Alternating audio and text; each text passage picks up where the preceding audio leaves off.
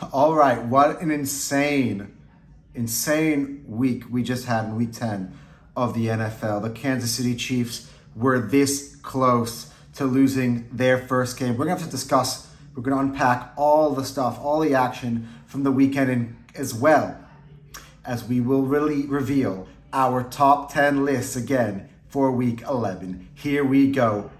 Let's start on the NFL show.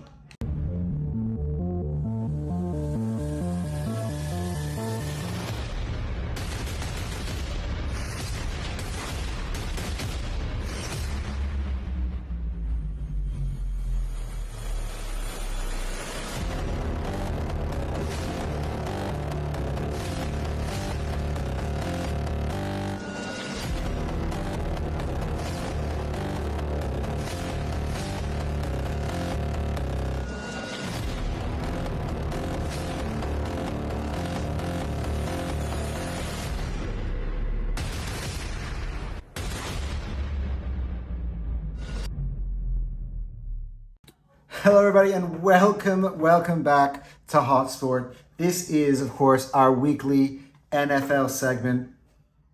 And look, before we get into any of this stuff, it's been a really fun week 10, so I'm really excited to unpack all of it, all of the news and the rumblings and all the storylines, as well as our top 10 list. There's so much to get into this week. I'm so excited to cover this as this NFL season starts to take shape. We've now into the second half of the season, the business end of the season. And you know what? There's a lot of things to talk about. Who is real? Who's not real? I think the NFL is starting to do that. Like a lot of the teams that you doubt, if they're sticking around this point, it means that they could be the real deal. And there's so many things that's happened, including talking about like Bo Nix, how he stacked up in his first matchup against Patrick Mahomes. I don't think it's being spoken about enough, but I'm not gonna let any of this stuff go. But for now though, guys, make sure you are hitting the like button. Make sure you are subscribing to Hotsport, guys. We are on the road still to 500 subscribers. It's our first mini goal as a channel, so we can start to, really flex our muscle, start to get better visibility. So of course, hitting the like button and subscribing helps with the algorithm, helps for their visibility, so these videos go up so I can get more likes, and of course it's better for the channel and for you. We got so many big things planned when this channel gets big, but for now, it's just me and this camera talking about sports, and this is my favorite show. I do this every week. I get so pumped. And I'm so excited to kind of give you the insight. There's lots of notes that I have on this week's video. So it's going to be a little bit more compact. Of course, last week I rushed you through it. This week, it's still going to be a smaller show, but it will be a little bit because of the fact that the deadline has passed. So we got less news to talk about, and we can more focus on football now. No one can fix their teams with trades now. This is it. These are the squads that you're getting. And we're really excited to get into all of it. But yeah, make sure you are hitting the like button and subscribing. And of course, anything on this video you want to comment on, whether you disagree with what I take or you have another take, anything I missed out, even any messages of support, all of that is all appreciated. If you're watching this video, and I know a few people who tune in every single week to watch these top 10 power rankings, especially. Just honestly, never hesitate to leave a comment in the video, and as well, of course, make sure you follow us on our social medias, on our Twitter, on our TikTok, on our TikTok and on our Instagram. The handles are down below. But I've got some breaking news today, and we're going to get into a larger topic. So we're going to be able to kind of delve into some larger talking points through the season now that the trade deadline is passed, and I can kind of, talk about the headlines and the stories as we move closer and closer to the playoffs. The first thing, the Chicago Bears have fired the offensive coordinator Shane Waldron. Now, I think lots to be discussed about Shane Waldron, of course, because the reason, they haven't scored on 23 consecutive drives now, the Chicago Bears, without a touchdown. And of course, if you remember at the beginning of the season, you looked at this offense, Caleb Williams, number 1 overall pick. You've got the receivers that they've brought in, Keenan Allen. They have already had DJ Moore. They brought in Roma Dunze off in the draft from the top 10 pick, right? And then, of course, they brought in DeAndre Swift to play running back. And you just looked at this offense and go, wow, this Bears offense is stacked. This should be an exciting team to watch. They should be able to put up a lot of points. And in certain weeks this season, they did, but most recently, they've really fallen off the pace. Now, I think that's the reason why Shane Waldron has been fired. Of course, I think that the big question should be, is Matt Eberflus the right head coach for Caleb Williams? Can they get Caleb Williams a better tutelage at the head coaching position? Look, Shane Waldron, his time in Seattle, he's always been a good OC. I don't necessarily know what went wrong here, because I saw the hire of Waldron to Chicago with the weapons, with Caleb coming in, and you thought this could be really, really good. This was going to be a really exciting offense, but it's never really panned out that way. And look, I think we're going to move beyond Shane Waldron here to do a different topic. And that is about Caleb Williams. Now, Caleb Williams was the number 1 overall pick. He was the most hyped quarterback really to come out of the draft, I think, really since Trevor, in terms of like really, been building up for a while. We knew this kid was there, and everyone's kind of been lining up to try to get him. But he hasn't really panned out. Like, you look at some of the other rookie quarterbacks, and we're gonna get through their performances. Of course, I think the big thing here is he's just lost to Drake May head-to-head at home. Look, the Patriots weren't dazzling in this performance. The Bears offense made them to look good on defense. But Drake May showed himself to be a useful quarterback in this league who is still learning the position and still developing, of course, with a roster who is rebuilding. And even in those circumstances, by the way, first-year head coach as well in Gerard Mayo, I thought Drake May looked vastly better player than Caleb Williams. Sometimes Caleb Williams, I feel like he hasn't gotten used to the pace of the NFL. I think he runs around there, he's throwing off balance. It's a bit helter-skelter at the moment. And he always kind of feels like he's on the run. He's a bit paranoid back there at the quarterback. And you feel like his pocket presence isn't quite there, especially for a number 1 overall pick. And of course, a lot of this stuff was talking about in his scouting report in terms of Caleb Williams. He doesn't have great pocket presence. He's a bit inaccurate, and he plays with a lot of emotion. Was a lot of the negativity on the Caleb Williams side. Now look, I'm not going to be one to draw conclusions. I've always been a fan of Caleb Williams. I was excited to see him in the NFL, but I still think that there's so much more that he can go to and needs to get used to the pace of the NFL. You've seen quarterbacks absolutely struggle in year 1 and then get a grip and then start to really settle in and be good quarterbacks. I can give you examples. Peyton Manning is the most famous example. He had a shocking first season in the NFL. And then you can get to Jared Goff, his first season with Jeff Fisher in the Rams, and he's been to 2 NFC championship games now. He's been to a Super Bowl. Look at what he is now with the Lions, although we'll talk about him later, and his performance on Sunday.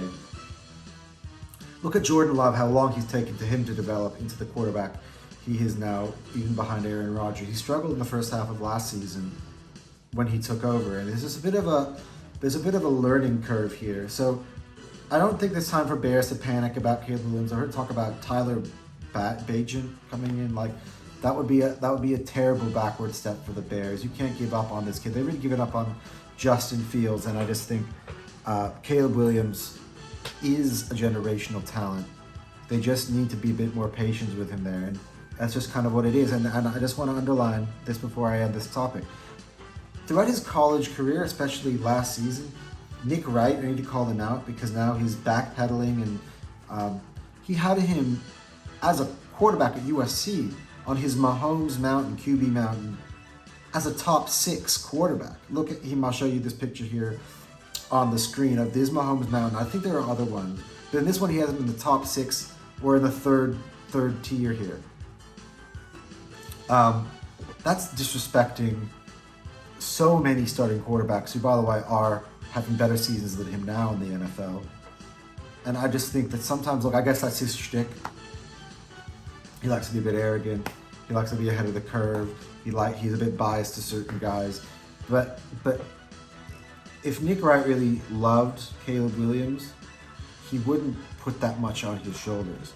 And I think the Bears, in a certain way, look, I don't think you can fault Ryan Poles for doing what he did, which is setting him up with some good weapons to start off with. And I think that any rookie quarterback is going to make your whole life easier if you've got that level of weapons. And, look, we haven't even talked about Cole Kmet, who's a very, very good tight end in this league as well. He also has him. So he had a really, really good offense around him.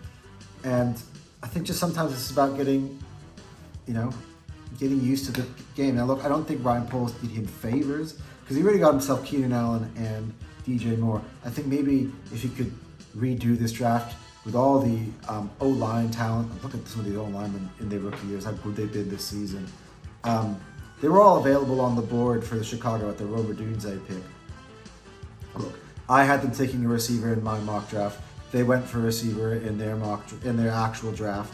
So I can't look at it differently. But maybe even myself, I would have made the same mistake. But now, looking at it now, the biggest issue right now for Caleb Williams is his offensive line is just not holding up him for long enough, and he's constantly on the run. But we've spoken about that enough.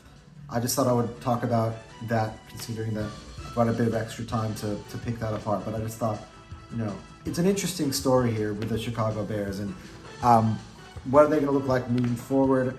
I still think that they should not be impatient. I think maybe all of the additions that they've made have shown some impatience. I think that were great on the defensive side of the football, especially towards the back end of last year as well, which I didn't even discuss. So, look, this is quarterbacks in year one. You've got a bright future if you're the Bears. You've got to stay patient because it's been years and years and years since you've had a proper franchise quarterback. This guy's got all the tools. You got to stick with him and let him become that. The minute you give up on him now and you brought in the backup, that's it. Now that's your number 1 overall pick, Caleb Williams, and now you've put that one in doubt as well. So very fascinating topic of conversation. I could go on about that for a while now. But let's move on. Injury news, and of course this is some injury news that we had last week. That's of course involving Dak Prescott. Now it's been confirmed that he has now had season-ending surgery on his hamstring, and of course look at how much he was missed from the Cowboys on the weekend. And look, we can talk about the Cowboys a little bit more in detail, maybe now for a second, because a lot has been said. And look, I, of course, am very open about it. I am not a fan of the Dallas Cowboys whatsoever. But they're not the worst team in the NFL. I've heard people saying how bad their roster is. Oh, I think maybe they're worse than Carolina and the Giants. That's just not true.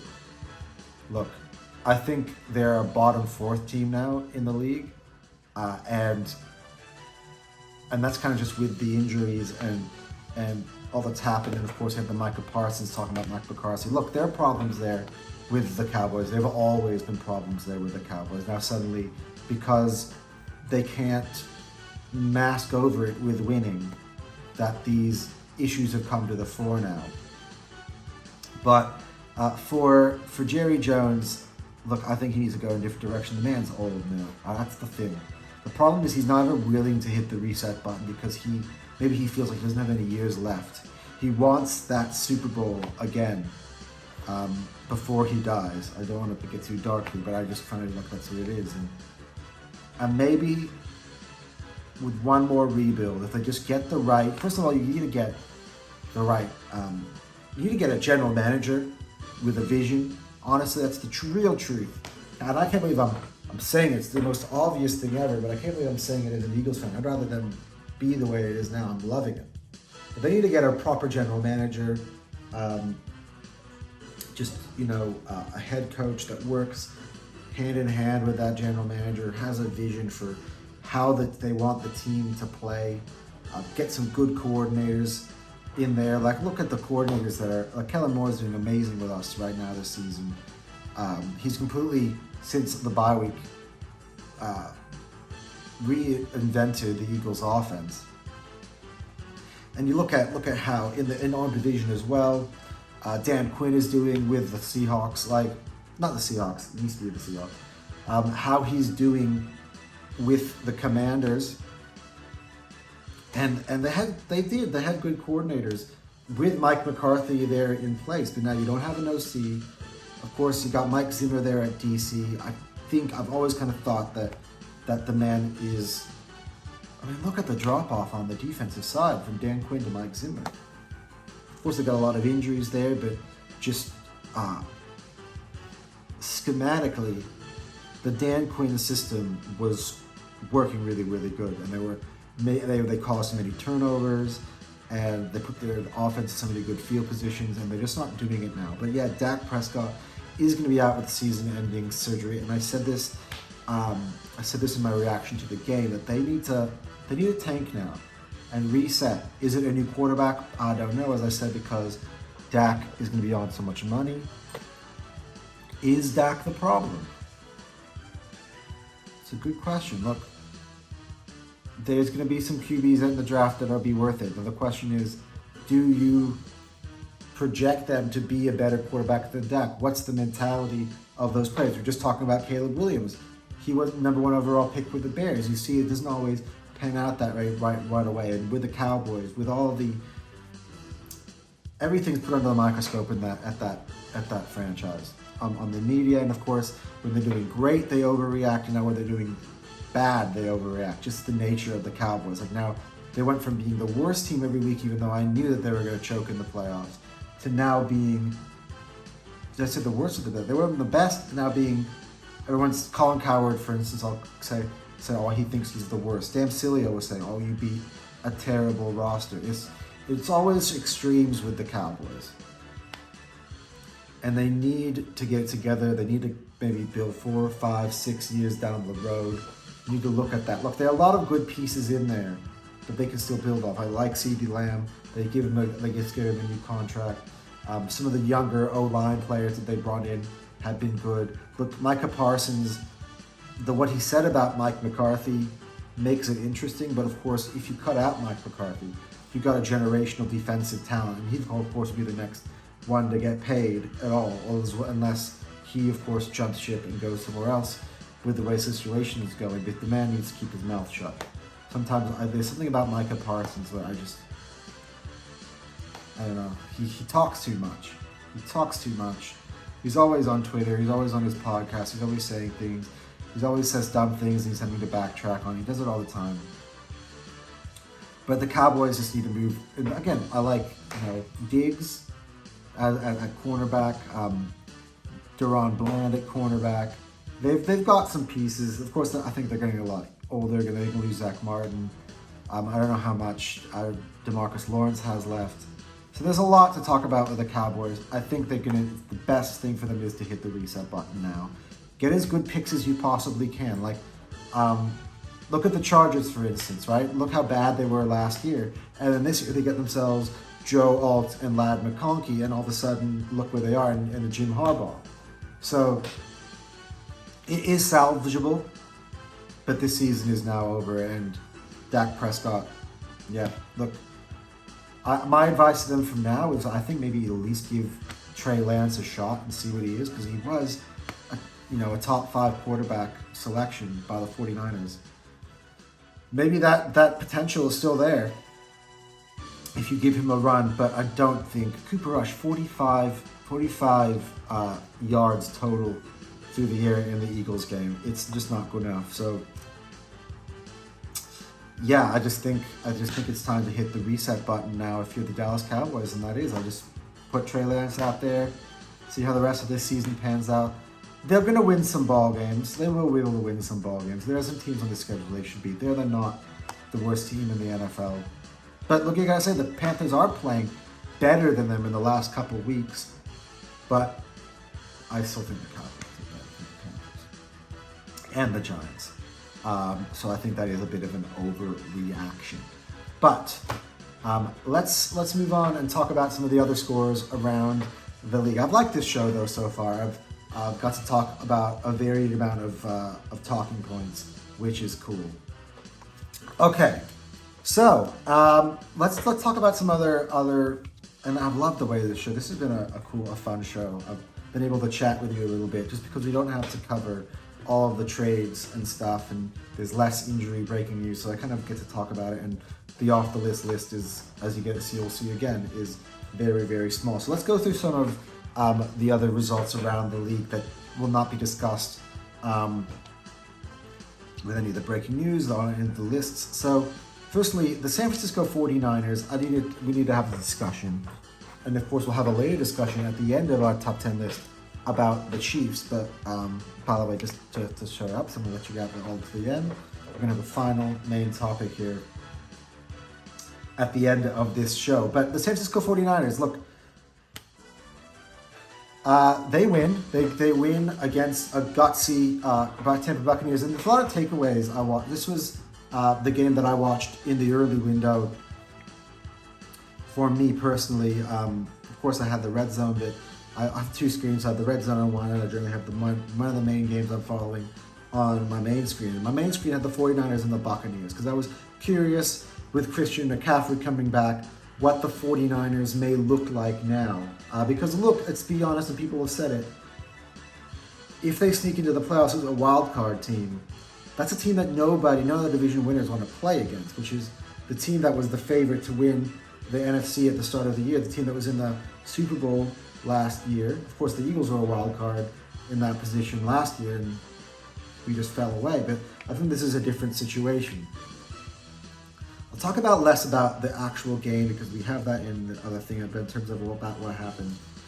But look, I've got to say a couple things, and it's about the quarterbacks on either side.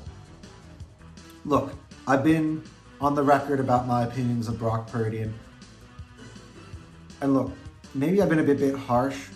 He's not a fraud. He's not like a bad quarterback. I think he's a serviceable quarterback who works perfectly for Kyle Shanahan. But again, he's not the best top 5 NFL QB as well either. So a lot of that stuff I just say, for effect, just for to get people riled up because I get in a passionate mood. But I thought in this game, I think there's two sides to the story here in terms of the 49ers. You could talk about Brock Purdy, his performance in the fourth quarter. He went for over 350 yards.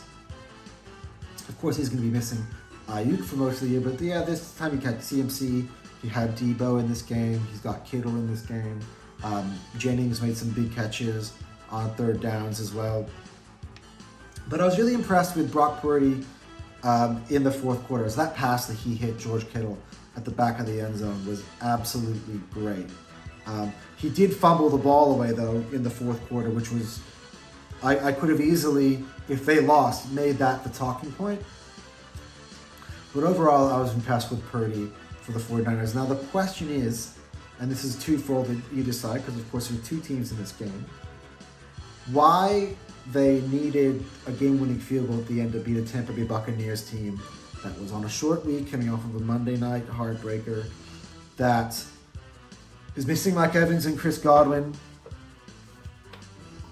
so injury depleted, and yet the 49ers still had needed, a final last gasp field goal. And they almost coughed it away with that fumble, the Purdy fumble I'm talking about. You feel like they kind of survived this one.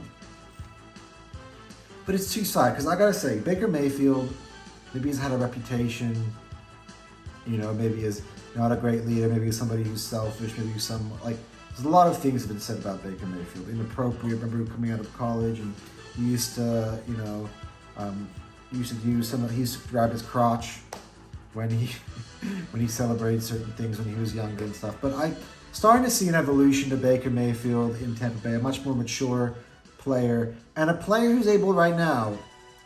You give so many excuses to so many quarterbacks who miss their weapons. But like we're just talking about Brock Purdy for a second, right?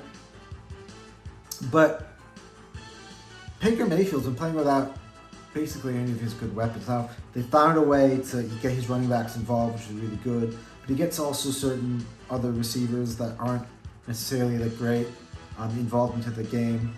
And I think Baker, look, they've been losing, but you watch his performance on Monday night against Patrick Mahomes and the Chiefs, they easily could have won that ball game. They easily could have won that ball game. And you look at the performance against the 49ers, and they easily could have won this one too. Man, you know what? Baker Mayfield is earning my respect, and he is showing you, he's validating the Buccaneers' decision to pay him this summer. I think I've been very, very impressed with Baker. So there's two sides to it. The 49ers were expecting them to run away and destroy this team, but the Buccaneers are showing a lot of grit. Baker Mayfield himself is showing a lot of grit, but I would heed a warning here to those people who are thinking, and I said it about the 49ers, but I said it myself, that watch out, the 49ers are back. You don't want to see this team in the playoffs, and that could happen. They could gain momentum. There's a lot of stuff that happens, and this is generally the time of year when that starts to happen.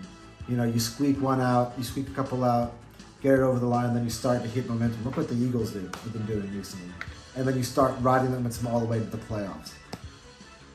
All those storylines have yet to be written. But the 49ers, I'm just looking at a team that's still very difficult to win this ball game. Again, that many people expected them to win.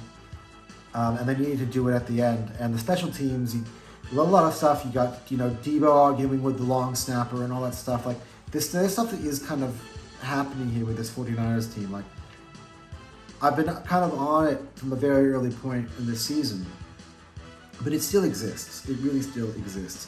Finally, we're going to move on here, and we'll talk about the Arizona Cardinals beating the New York Jets. And I said it in my reel. I said the Jets, they look old. They look out of ideas, out of excuses. I think I said something else. But yeah, look, I think Aaron Rodgers, there's a lot to talk about here.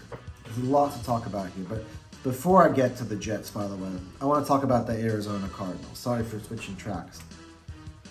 Look, the Cardinals still have not, and spoiler alert, because I'm talking about them now, they still have not made my list. And I should say, they've been playing some great football. And yeah, I don't talk about them enough. They don't ever appear on the list. I believe now that they've won, I think, 4 in a row. But yeah, Jonathan Gannon and his team is really starting to click into gear. Kyler Murray is, I told you everyone would last year. So people are pretending like this Kyler Murray guy is past it, like he's done. That's why people are always in the moment with the NFL, what you've done with me lately. They never look at the whole picture and know that, everything is kind of like now. Everyone's got an opinion for now. Up-to-date opinion. And I'm a type of person, I kind of still hold on to, players don't get shit overnight. Pardon my French. Kyler Murray, he gets criticized about playing too much, Fortnite or ever PlayStation or, and I think that you're seeing now Kyler thrive again. He's hitting back to his best form. And look, they're scoring on drive to drive to drive. They really hit the Jets early. And Jonathan Gannon's defense has been looking good as of late, the last couple of weeks. The Bears game and this game. Look, the reason why they're not in the top 10, and they could easily sneak in there at some point this year if they can maintain this form, is just because I just feel like I look at the roster of some of the teams that I have in my top 10 list. Look, I think I have the Cardinals now at about 12th or 13th ranked. I'm not looking at it at the moment, but I think that's where I have them on my power rankings at the moment. So they're knocking on the door there now.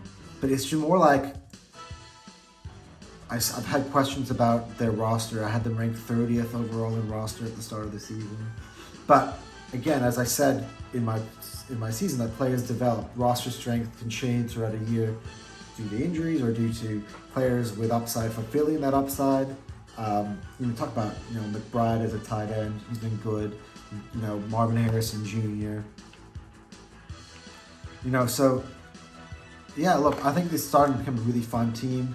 You can see that the rebuild there is working out. Things are starting to click, but it's a bit too early to get excited. It's a bit too early to start crowning them the NFC West champions. We're just talking about the 49ers. I still believe at the end of the day, the 49ers are going to find a way to win the NFC West. But if the Cardinals keep going in this way, they will end up in my top 10 list at some point. And just a heeding of a bit of a warning for those people who, or piece of advice for the people who criticize me when they leave their teams out, when they're doing well. Do you rather be on the list now, or be on the list in 4 weeks from now, or 5 weeks from now, or 6 weeks from now, or 8 weeks from now, when we head towards the postseason, when it really, really matters? And that's when you want to be on the list. So if the Cardinals keep winning, them being on the list later on in the season, that is the list you want to be on. This is just how it develops, but it's going to end, right? And will I have teams? There'll be teams make the playoffs. It's true that will not make the top 10 list. Right, 14 teams make the playoffs. 4 of the teams will miss out on the top 10 list in the last week. So yeah, we'll have to see. And by the way, with the Jets, getting back to that for a second. Look, Aaron Rodgers, he's gotten all he's needed. He's gotten Devontae Adams, he's got Alan Lazard, Gary Wilson, Breece Hall, that defense. At some point, it's just time to hang it up. He just looks old. He did hit form at the start of the year, but as the season keeps getting to slip away, and then, I never got the Robert Saleh firing to begin with. He kind of lost control of that team. That defense has deteriorated since Robert Saleh has left. They went from being an elite defense. I think it's my top-ranked defense going into the year, talent-wise. And they've been far from that. And there's so many issues wrong. I felt the Jets could never get it right. But now they've signed on to the Aaron Rodgers experience. And unfortunately, they got to the bad part before they could even get to the good part. At least the Packers got Super Bowl out of it. They got many, many long playoff runs out of it. They got many, many great decades of Aaron Rodgers football before they had to deal with the bad parts of Aaron Rodgers. But look, the Jets have just gotten a 40-year-old quarterback who's out of touch, who cries to get what he wants. And when he gets what he wants, and they're still not doing it, he's run out of excuses. And again, just like the Cowboys, I think even more than the Cowboys. Look, they haven't been able to get the quarterback situation right, and that's a whole other topic, but it's Aaron Rodgers. You sign off to it thinking he's going to be Tom Brady. You think this will be Tom Brady of the Tampa Buccaneers, and it's just not it. Devontae Adams has come in. Nothing has changed. He wanted rid of Mike Williams. He's now in Pittsburgh. Nothing has changed. And Mike Williams is catching TDs, which we'll talk about, to win ball games in his debut. So it says a lot more about the Jets than it did about Mike Williams, that's for certain. And that has been kind of my discussion about games that don't get into this list. But let's move the show along. Let's do it quickly. Let's get to the parts that everyone is excited to see. And then we'll talk about Anton's picks. Let's talk about Anton's picks. And yet again, Anton, talk myself in the third person again. I ended up in the top, with a top double-digit wins. I was 10-4 this week. Now, this time I wrote down the ones which I got wrong. And by the way, I gotta say, I feel like like a lot of people, like I was talking about First Things First and Nick Wright. Like, They have segments like Upset Alert. I feel like you can't just force upsets. Upsets don't happen all the time. You have to have a kind of a feel for it. And when I sometimes pick specific upsets, it's because I have a feel for it. I don't want to talk myself into it, but I don't always go there. And sometimes I did. This week, there were a few that I went, and I actually hit the nail on the head, including the Monday Night Football game. One that I almost did, and I still feel good about it, even though it ended the way it did, was my pick of the Texans over the Lions. Now, the Texans are up 23-7 at halftime. I was feeling really, really good. Jared Goff had thrown 5 picks, and we'll talk about the Lions in a sec. I was feeling really, really good about that pick. It just means that the Texans I don't know what happened in the second half. But I wasn't far off it. I had a feel for it. The Lions had to scrape their way through that game. And I'm going to talk about positives on that when I get to the Lions. Because I think it's you should not be underestimated. Look, you can kill them for that first half performance. But I think more about how you respond when your back is against the wall is something to talk about. But we will save that for the Detroit Lions part of this show. Others also got wrong. Of course, talked about the Patriots and the Bears. The Bears are just not who I thought I was. I just keep looking at how talented they are. You know, Caleb Williams, is it going to click at some point? Like, they had a couple weeks before that bye. I feel like the bye was at the wrong time for them. But yeah, the Patriots win over the Bears. Like, there are times where I picked the Patriots, like last week against the Titans. And then this week I'm like, no, there's no way I can do it, especially on the road in Chicago. And then this is the week. Just like teams are passing off the baton of who is unreliable. But, you know, I got off that Dolphins unreliability train at the right time when I picked them this week. I will say that. The Saints against the Falcons, I'm going to talk about that in a second. But no one saw that one coming. I thought the Falcons have been dominating their division opponents. I got that one wrong. And, of course, we just talked about the Cardinals and the Jets game. And, again, it's just disrespect to the Cardinals. I said it in my picks. I said, am I disrespecting the Cardinals? I think to resoundingly yes. I'm going to have to reevaluate how I look at it when I pick. And sometimes I don't pick for form. That's the way I go. A lot of people got to pick for form, and I think sometimes people can get caught up in that. I like to pick on a combination of form and who I think they really are. Sometimes you're not really hitting that stride of where you want to be, but eventually you get there. Like, talent wins out eventually. And I look at it, the Jets, they're super talented team. The Cardinals, I didn't think were a super talented team, but they're just running in different directions in terms of momentum. And yeah, the Cardinals got the dub there. So that was Anton's picks, 10-4. Not a bad turnout. Again, another double-digit thing. I have to calculate together all of my picks, see where I'm at. I've lost track of my total for the season. Maybe I'll do that on next week's show. All right. Let's get some my off the list music going. Thank you so much. So this is the off the list, and just like last week, the off the list is a company of one, and it's a team that I put on the list last week. It's the Atlanta Falcons, and look, you're playing against a Saints team who have lost 7 in a row. They just fired their head coach. I thought the Falcons had a very impressive win the week before that against the Cowboys. And yeah, look, I thought the Atlanta Falcons would win that game, and it's just no excuse at the moment losing to the Saints in the way they did. So the Falcons, look, Kirk Cousins had a stinker of the game.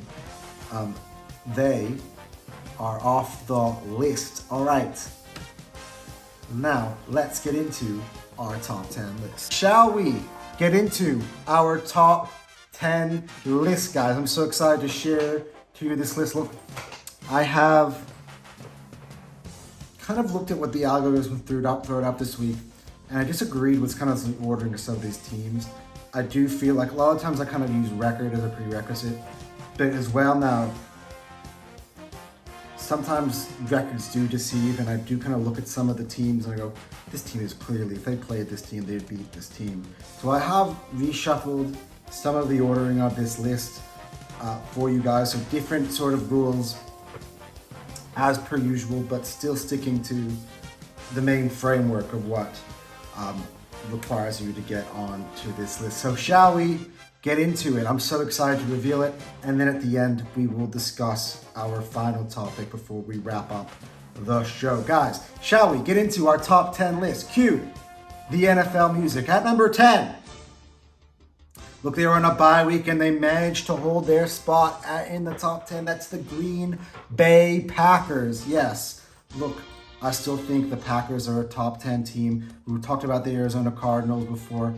The two of them teams have played each other this year. The Packers did win that ball game, if I recall. I think they're better than the Falcons they are at this point. And I just think, they're better than the Texans. Again, I made the right choice, as you can see. And they are still a top 10 side at number 10. At number 9, coming back onto the list. Been for a while now here, but the Los Angeles Chargers are on the list. Look, we were talking about the Cardinals and how they've been going under the radar. The Chargers have also been going under the radar, and I mentioned about kind of how they took a bad season last year. They've reclaimed it this year. I think Jim Harbaugh has got this team very well coached. Jesse Minter on the defensive side of the football. The Chargers are looking good. Look, Justin Herbert's not lighting it up, but they got the run game going. It's identity of a Jim Harbaugh team. Run game, the defense. We've not spoken enough about this Chargers defense, but now I get the chance to. They have been one of the top 3 defenses in the NFL. I actually think this year, it's funny, I would have told you that the Steelers and the Chargers were 2 of the best defensive teams in the NFL. Xander brought it up on the post-game show. The Eagles are actually the 3rd best defense in the NFL, or top 3 could be better at this point. But that's insane. But we'll talk about them later. But yeah, the Los Angeles Chargers run the football, good on defense. I love Ladd McConkey as a rookie wide receiver. He's been so good for the Chargers this year. And yeah, they are back in the top 10 at number 9. At number 8, look, we got to talk about it. It's the Minnesota Vikings. And yeah, that was an eyesore of a football game that they won at Jacksonville. Look, the Jacksonville Jaguars do this to a lot of teams where they bring them kind of down to their level. The Jaguars have lost a lot of close goal games, but this time it was with Mac Jones. And the Vikings had so many opportunities to score, and Sam Darnold kept throwing interceptions. Not just interceptions, but interceptions in the red zone. It was ugly, and they could not find the end zone throughout the entire game. It was just, the Jaguars had, look, give it credit to the defenses on both sides of the ball, but Sam Darnold is starting to come back down to earth a little bit again. It was not a good performance from today. Where was Justin Jefferson, for instance? Aaron Jones maybe got hurt. That's something we'll talk about, but nothing as huge has come down on my ticker in terms of his availability moving forward, at least. I might be wrong on that. But look, I couldn't have put the Vikings ahead of some of these other teams, given that performance. As I know, you have to kind of be a little bit leeway, and all the performances they put together earlier on the season do count, which is why they're still here in my top 10 list. But yeah, they fall in one spot despite winning, because I think that win was just, it was the ugliest win I've seen of any team all season.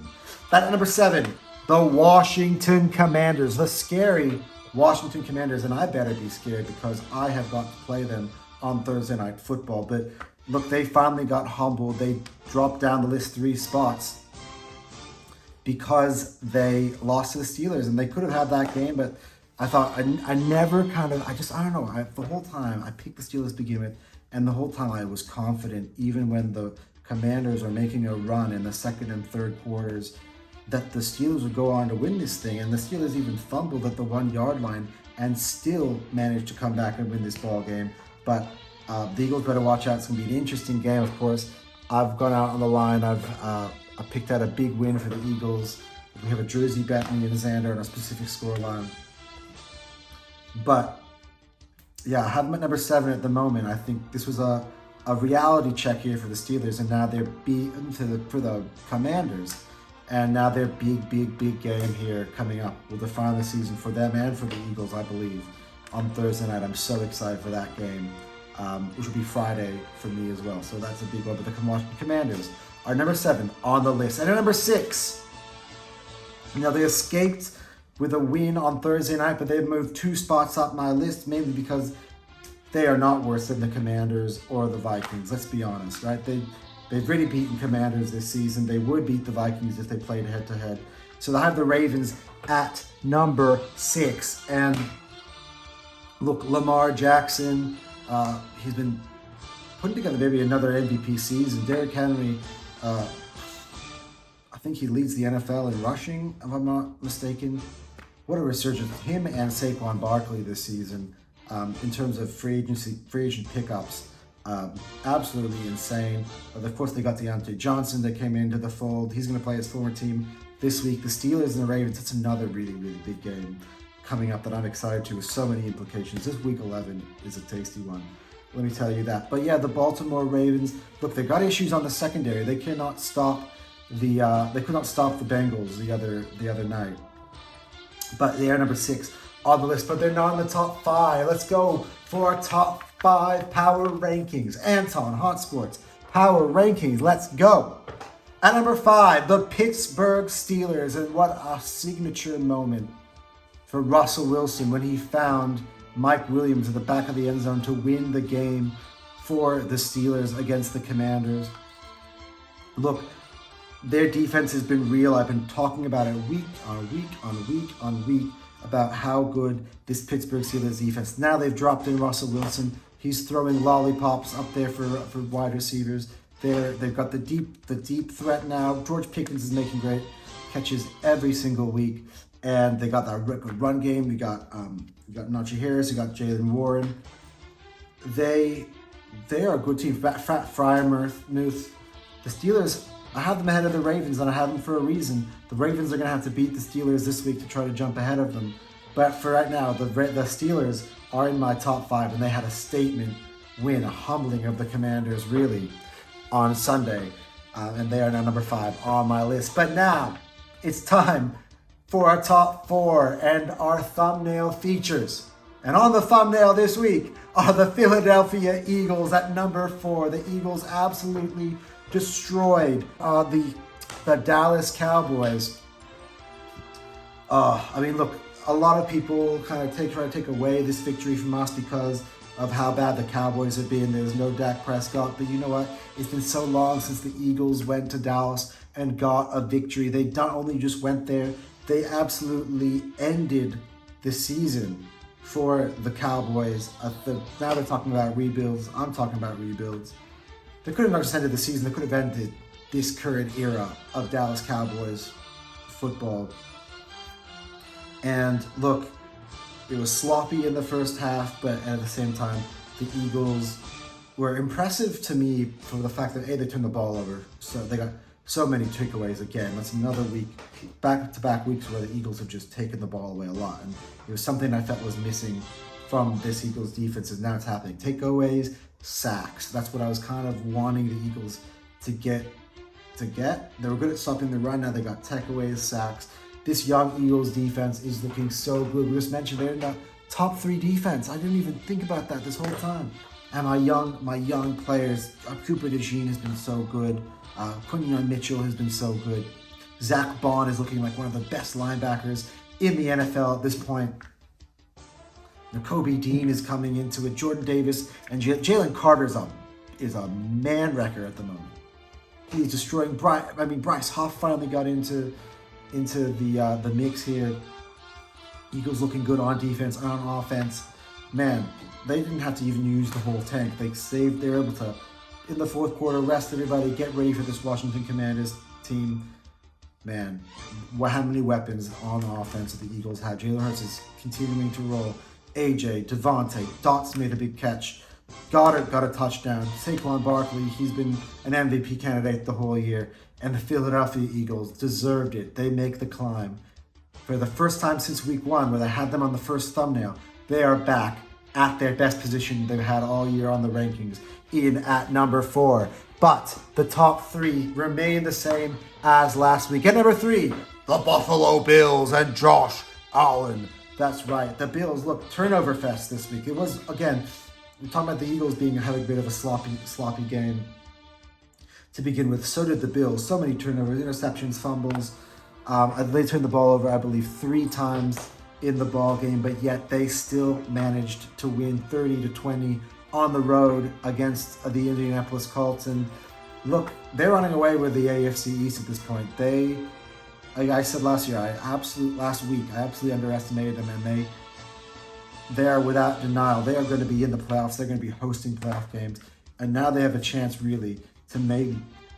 I mean, can you imagine the Bills make it to the Super Bowl now? I mean, yeah, I would love that. At least for Josh Allen, one of my favorite players in the NFL. But number 2, the top 2. Is the Detroit Lions, and yes, they were under threat of falling down the list had they not come from behind to beat the Houston Texans. Jared Goff threw 5 picks in this game, yet they still survive it. And that second half, look, the coach said they needed turnovers. They got themselves turnovers. Carlton Davis with 2 picks in the third quarter. That second one was really a backbreaker. And slowly, they started to break the confidence of the Texans. The confidence the Texans had built in that first half, they couldn't get anything going at the end. They missed the field goal that they needed. And Jake Bates coming back home, two field goals, one to tie, one to take the lead. Both of them barely squeezing in, but from good distances. And look, I think they've been destroying teams. They showed character in this game. I think a lot of people think that they squeak by games or close games is a bad thing.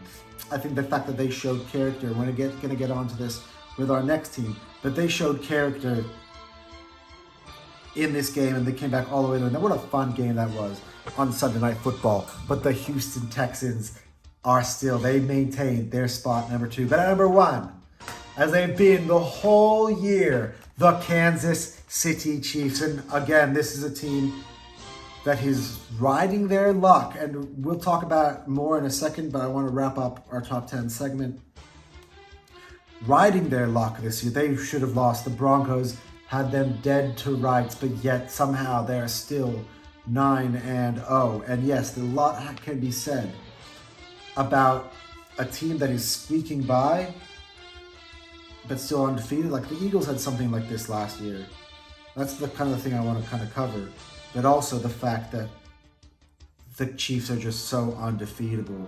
Even when you think they've beaten, they still come out on top. Like that winning character is just insane. The Eagles were doing this last year to a point where you just feel like no matter what you did, we wouldn't lose the ball game. And it's an incredible thing. Is it sustainable? Is there a time when the wheels will fall off? And that is the question. That is my Kansas City Chiefs question. And I said we needed to have a conversation about it. Patrick Mahomes has had his worst statistical season this year, yet they are 9-0. Look, I think the weapons they've got, they have a lot of injuries, but they've also replaced them well. I mean, to replace Pacheco and Rashid Rice with Kareem Hunt and DeAndre Hopkins is fairly, very good. And they're gonna get Pacheco at some point back. So how they incorporate Pacheco along with Kareem Hunt, I'm gonna think kind of what the Cleveland Browns did with Chubb and Hunt maybe is something that they can do. But look, they should have lost last week. They should have lost to many weeks this season. Think about the toe in the first week, the Ravens, the toe out of bounds, the Bengals, the pass interference call, the Buccaneers game last week where, they squeaked it out. This week, I mean, Bo Nix, can we talk about Bo Nix for a second? He outperformed Patrick Mahomes. He needs to be talked about. We haven't talked about the Broncos enough, although they've now on a back-to-back slide. But Bo Nix has had put together a really, really impressive rookie campaign. I counted him out at the start of the year. Maybe just because he's going to be a Broncos quarterback. And people thought that he was a reach when the Broncos picked him in the first round. They thought he was a second-round talent. And the Broncos got him, I think, at pick 12? Man, he outdueled Patrick Mahomes in that game, and they deserved the Broncos thoroughly to win that game. But yet, that block kick at the end by Leo Chenal, and you see Patrick Mahomes running down the sideline. What relief But my question is eventually, will this catch up to them? When you're undefeated and you're there's two ways as I said, either you're so invincible, you have got such character, that winning mentality, that you just don't know how to be defeated. That no matter how bad you play, that you won't be beaten. They have an incredible margin for error, the Chiefs, where they can play some really bad football and still win ball games. Not that much could be said about many teams other than the Chiefs. And we've seen them win Super Bowls even though they haven't had great seasons. People think, I underestimate them, and they still end up winning at the end, and that's kind of the character they're showing. But can they maintain this? Is this what they are? Can their performances improve? Is these a wake-up calls? I don't know. Will they fall off like the Eagles did last year after having similar wins? So many questions have to be answered on the Kansas City Chiefs. But for now, they are 9-0, and they are still number one on my power rankings. So there we go on the Kansas City Chiefs. But shall we recap?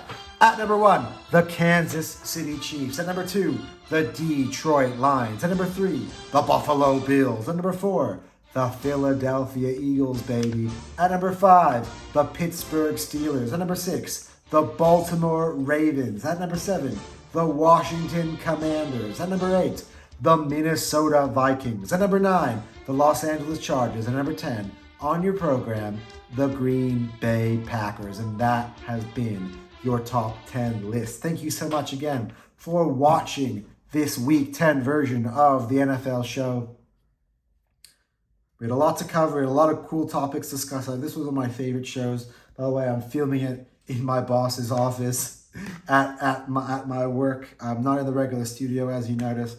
So this was a fun one. I took my lunch break to be able to talk about the NFL. And yeah, guys, again, for those who watch every single week, I'm very, very much am thankful and humbled for your support. And these videos keep getting better and better every week. Look, sometimes I can't get all the videos out when I want to, just the schedule. It's earlier period of time, but I make sure every week that this video gets out.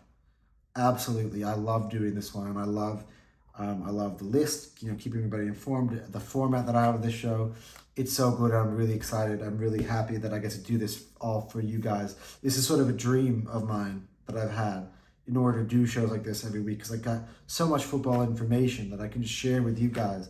Instead of having to argue in the chat with, pundits, I can actually kind of just explain how I see football through my own eyes, and that's kind of what I'm doing. But thank you very much again. We will see you guys in the next episode. But until then, Anton out.